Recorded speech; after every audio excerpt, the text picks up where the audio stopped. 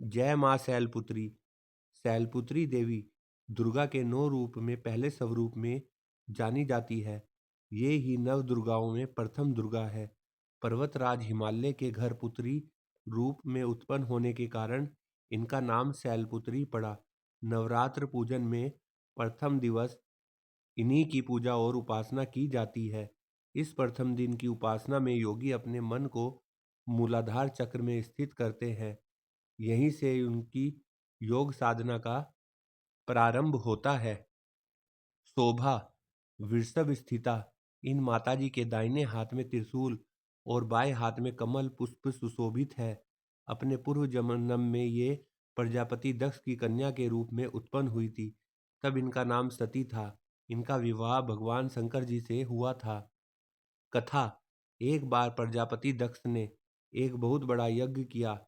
इसमें उन्होंने सारे देवताओं को अपना अपना यज्ञ भाग प्राप्त करने के लिए निमंत्रित किया, किंतु शंकर जी को उन्होंने इस यज्ञ में निमंत्रित नहीं किया।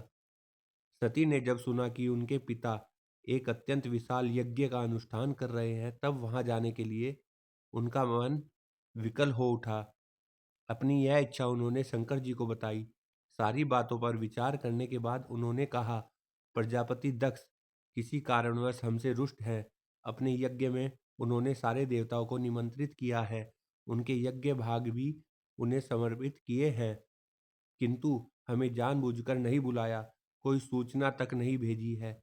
ऐसी स्थिति में तुम्हारा वहां जाना किसी प्रकार से भी श्रेयस्कर नहीं होगा। शंकर जी के इस उपदेश से सती का प्रबोध नहीं हुआ। पिता का यज्ञ देखने वहां जाकर माता और बहनों से मिलने की उनकी व्यग्रता किसी प्रकार भी कम न हो सकी। उनका प्रबल आग्रह देखकर भगवान शंकर जी ने उन्हें वहां जाने की अनुमति दे दी।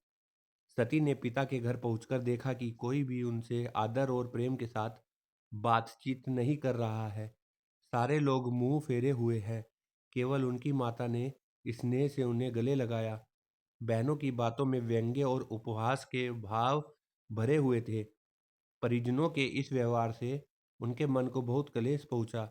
उन्होंने यह भी देखा कि वहां चतुर्दिक भगवान शंकर जी के प्रति तिरस्कार का भाव भरा हुआ है। दक्ष ने उनके प्रति कुछ अपमानजनक वचन भी कहे। यह सब देखकर सती का हृदय क्षोभ, ग्लानि और क्रोध से संतप्त हो गए उठा। उन्होंने सोचा, भगवान शंकर जी की बात न मान यहाँ आकर मैंने बहुत बड़ी गलती की है। वे अपने पति भगवान शंकर के इस अपमान को सह ना सकी। उन्होंने अपने उस रूप को तत्क्षण वहीं योगाग्नि द्वारा जलाकर भस्म कर दिया। वज्रपात के समान इस दारुण दुखद घटना को सुनकर शंकर जी ने क्रोध हो अपने गणों को भेजकर दक्ष के उस यज्ञ का पूर्णतः विध्वंस करा दिया। सती ने योगाग्नि द्वारा अपने शरीर को भस्म कर अगले जन्म में शैलराज हिमालय की पुत्री के रूप में जन्म लिया। इस बार वे शैलपुत्री नाम से विख्यात हुई। पार्वती, हेमवती भी उन्हीं के नाम है। उपनिषद की एक कथा के अनुसार इन्हीं ने हेमवती स्वरूप से देवताओं का गर्व भंजन किया है। उपसंहार। शैलपुत्री देवी का विवाह भी शंकर जी से ही हुआ। पूर्व जन्म की भांति इस जन्म में भी वे शिवजी की ही अर्धांगिनी बनी। नव दुर्गाओं में प्रथम शैलपुत्री दुर्गा का महत्व और शक्तियां अनंत है। ऐसा है मां शैलपुत्री का स्वरूप। माता शैलपुत्री का स्वरूप बेहद शांत और सरल है। माता के एक हाथ में त्रिशूल और दूसरे में कमल शोभा दे रहा है। मां अपने नंदी नामक बैल पर सवार होकर संपूर्ण हिमालय पर विराजमान है। इसीलिए माता शैलपुत्री को वृक्षोर्णा और उमा के नाम से भी जाना जाता है। यह वृषभ वाहन शिवा का ही स्वरूप है और शैलपुत्री समस्त वन्य जीव जंतुओं की रक्षक भी है। माता शैलपुत्री ने घोर तपस्या करके ही भगवान शिव को प्रसन्न किया था। शैलपुत्री के अधीन वे समस्त भक्तगण आते हैं जो योग साधना, तप और अनुष्ठान के लिए पर्वतराज हिमालय की शरण लेते हैं। माँ अपने भक्तों की हमेशा मनोकामना पूरी करती है और साधक का मूलाधार चक्र जागृत होने में सहायता मिलती है। ऐसे करें माँ शैलपुत्री की पूजा।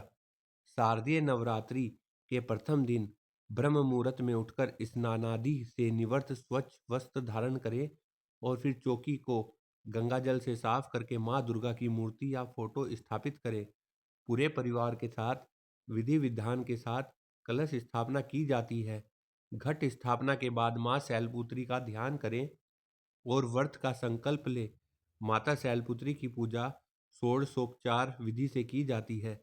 इनकी पूजा में सभी नदियों, तीर्थों और दिशाओं का आह्वान किया जाता है। इसके बाद माता को कुमकुम और अक्षत लगाएं। इसके बाद सफ़ेद, पीले या लाल फूल माता को अर्पित करें।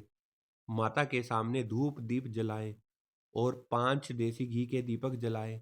इसके बाद माता की आरती उतारें और फिर शैलपुत्री माता की कथा, दुर्गा चालीसा, दुर्गा स्तुति या दुर्गा सप्तशती आदि का पाठ करें। इसके बाद परिवार समेत माता के जयकारे लगाएं और भोग लगाकर पूजा को संपन्न करें।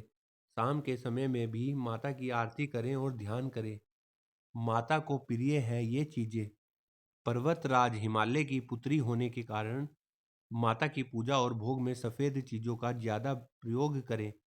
माता को सफेद फूल और सफेद वस्त्र ही अर्पित करें। इसके साथ ही माता को सफेद मिष्ठान का ही भोग लगाएं। माता शैलपुत्री की पूजा करने से कुंवारी कन्याओं को सुयोग्य वर की प्राप्ति होती है और घर में धन धान्य की कमी नहीं होती है। माता के इस स्वरूप को जीवन में स्थिरता और दृढ़ता का प्रतीक माना जाता है। शैल का अर्थ होता है पत्थर और पत्थर को सदैव अडिग माना जाता है। देश का सबसे प्राचीन मंदिर जहाँ खुद विराजमान है माँ शैलपुत्री, नवरात्र के पहले दिन देती है साक्षात दर्शन। जहाँ खुद शिव विराजमान रहते हैं वहाँ से आदि शक्ति कैसे दूर हो सकती है। शिव की नगरी काशी में इसका सबसे बड़ा उदाहरण देखने को मिलता है। बनारस में एक ऐसा मंदिर है जहाँ पर खुद माँ शैलपुत्री विराजमान है और शारदीय व वासंतिक नवरात्र के पहले दिन भक्तों को साक्षात दर्शन देती है। सिटी स्टेशन से 4 किलोमीटर दूर स्थित माँ शैलपुत्री के मंदिर में नवरात्र के पहले दिन आस्था का समंदर उमड़ता है। मंदिर में दर्शन के लिए लंबी कतार लग जाती है। माँ शैलपुत्री मंदिर बेहद प्राचीन है और यह इतना पुराना मंदिर है कि यहाँ पर लोगों को इस बात की जानकारी नहीं है कि मंदिर को कब व किसने स्थापित किया। मंदिर के सेवादार पंडित बताते हैं कि यहाँ पर माता शैलपुत्री का जन्म हुआ था। उनके जन्म के समय नारद जी वहाँ पहुँचे थे और कहा था कि यह पुत्री बहुत गुणवान है और भगवान शिव के प्रति आस्था रखने वाली होगी। इसके बाद जब माता शैलपुत्री बड़ी हुई तो वह भ्रमण पर निकल गई। मन में शिव के प्रति आस्था थी, इसलिए वह उनकी नगरी काशी पहुंची। यहाँ पर वरुणा नदी के किनारे की जगह उन्हें बहुत अच्छी लगी। इसके बाद माता शैलपुत्री यहीं पर तप करने लगी। कुछ दिन बाद पिता भी यहाँ आए तो देखा कि उनकी पुत्री आसन लगाकर तप कर रही है।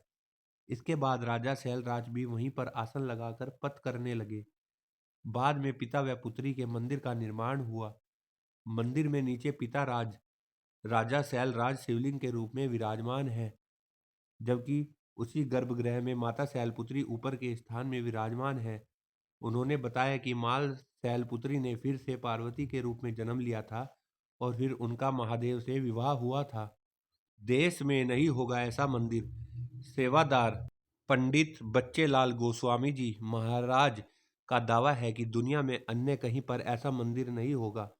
माता यहाँ पर खुद विराजमान है, जबकि अन्य कहीं पर माता के विराजमान होने की बात सामने नहीं आई है। उन्होंने कहा है कि बालावस्था में ही माता तप करने के लिए बैठ गई थी, इसलिए अन्य कहीं जाने की संभावना नहीं हो सकती है। दोनों नवरात्र के पहले दिन माता शैलपुत्री, माता पार्वती व दुर्गा के 9 रूप का दर्शन देती है। जो भक्त नवरात्र के पहले दिन माँ का दर्शन कर लेता है उसे आदि शक्ति के सभी रूपों का दर्शन मिल जाता है। रात में विशेष आरती को शुरू हो जाता है माता का दर्शन। प्रसाद में चढ़ाया जाता है चुनरी व नारियल। नवरात्र रविवार की रात्रि में 2 बजे से विशेष आरती के बाद मंदिर का पट खोल दिया जाता है। इसके बाद भक्तों के दर्शन का सिलसिला शुरू होकर रात 12 बजे तक जारी रहता है। माता के दर्शन के लिए दूर दराज से लोग आते हैं और कई किलोमीटर लंबी लाइन लगती है। माता को भक्त लाल फूल, चुनरी व नारियल का प्रसाद चढ़ाते हैं। सुहागिन यहाँ पर सुहाग के सामान भी चढ़ाती है। धार्मिक मान्यताओं की माने तो किसी के दाम्पत्य जीवन में परेशानी है तो यहाँ पर दर्शन करने से उसकी सारी परेशानी दूर हो जाती है। इसके अतिरिक्त माता अपने भक्तों के सभी कष्टों को दूर करने के साथ उनकी मुराद पूरी करती है। माता शैलपुत्री का वाहन वृषभ है और माता के दाएं हाथ में त्रिशूल व बाएं हाथ में कमल रहता है। जय मां शैलपुत्री।